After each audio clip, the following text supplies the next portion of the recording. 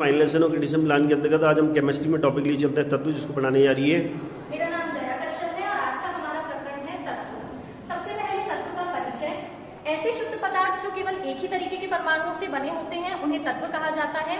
तत्वों का और अधिक सरल पदार्थों में विभाजन संभव नहीं होता है। सभी तत्वों को आवर्त सारणी के माध्यम से प्रदर्शित किया जाता है। तत्वों के कुछ उदाहरण हैं लोहा, सोना, आयोडीन, क्लोरीन, सिलिकॉन आदि।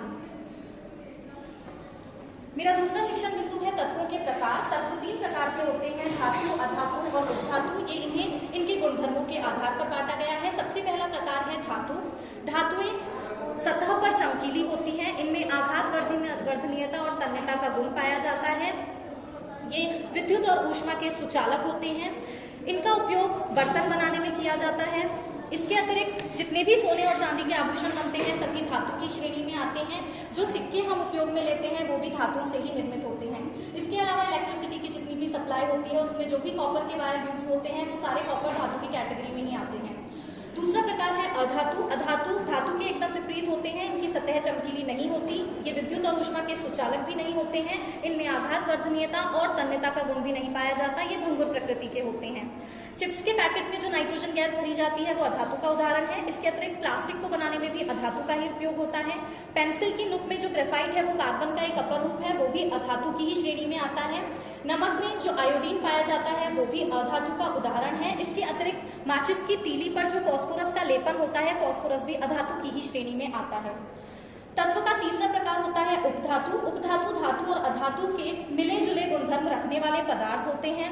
इनमें चमकीलापन पाया भी जा सकता है, नहीं भी पाया जा सकता है। ये भंगुर भी हो सकते हैं, नहीं भी हो सकते हैं। इनका उपयोग मुख्यतः सोलर पैनलों में किया जाता है जिससे बिजली की सप्लाई होती है। इसके अतिरिक्त एलईडी, लैपटॉप, जितने भी ऐसे गैजेट्स होते हैं जिनमें सिलिकॉन चिप यूज होती है वो भी उपधातु की श्रेणी में ही आता है। अब हम चलते हैं उपधातुओं के महत्व की ओर। उपधातु तत्वों के महत्व की ओर। इनमें धातुओं का उपयोग मुख्यतः विनिर्माण कार्यों में, उद्योगों में, परिवहन में, आभूषण, सुरक्षा उपकरण, बर्तनों को बनाने में, सिक्कों के निर्माण में और जितने भी विद्युत उपकरण हैं उन सभी में होता है। दूसरा है अधातु।